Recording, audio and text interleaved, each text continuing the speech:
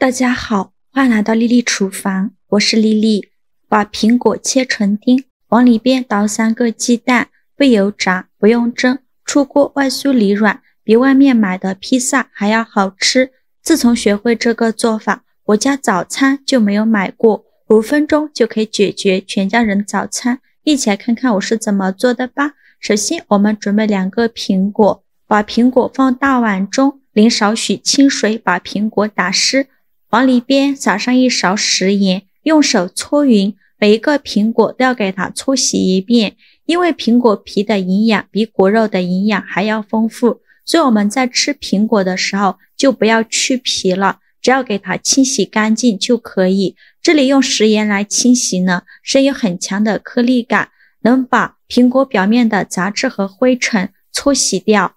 搓洗2分钟左右，再倒上的清水把苹果冲洗一遍，把表面的盐分清洗掉。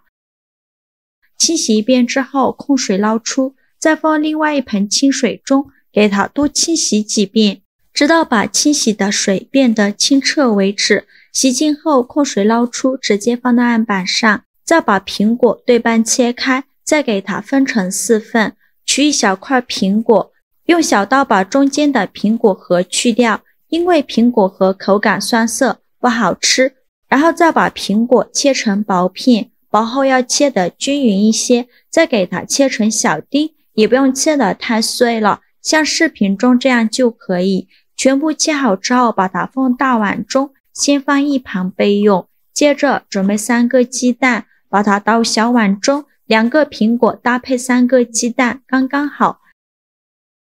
鸡蛋打好后用筷子搅散，尽量多搅拌一会儿。搅散后再把鸡蛋液均匀地淋在苹果上，全部倒进来以后，再全部一起倒料理机中。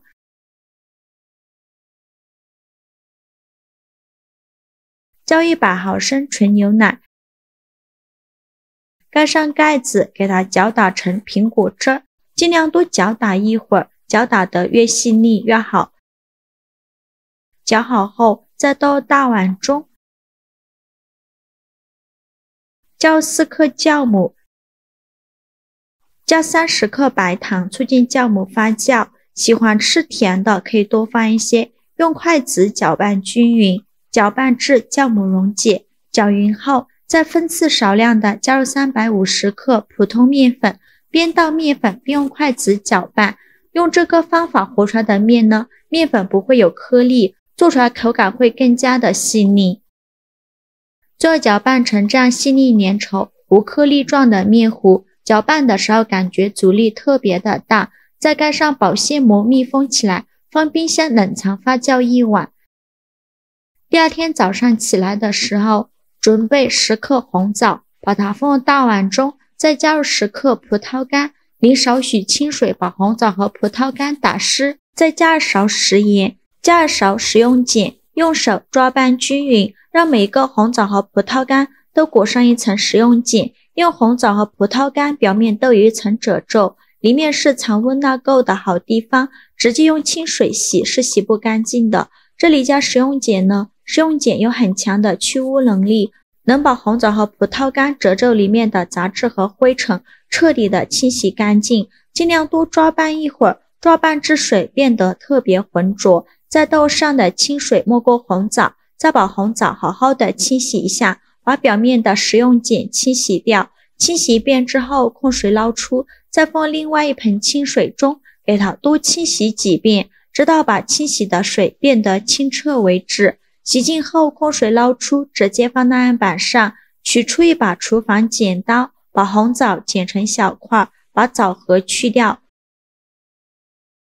全部剪好后，再把红枣切成小块，也不用切得太碎了，像视频中这样大小就可以。全部切好之后再用刀剁一剁，给它剁得碎一些，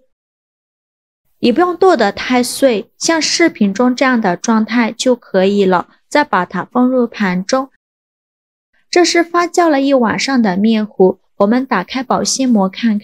看一下，体积已经变大了许多，里面满满的都是蜂窝状，用筷子搅拌搅拌，顺着一个方向搅拌，尽量多搅拌一会儿，把里面的气孔排干净，这样做出来的面食呢才够松软。搅匀后再倒红枣和葡萄干，再加入10克左右的甜蜜豆，这样做出来会更香。继续用筷子搅拌均匀，让所有食材充分混合在一起。我每天都在用心的教做菜，这个视频麻烦您帮忙点个免费的小红心，下次不会做还能找到我，非常感谢大家的支持。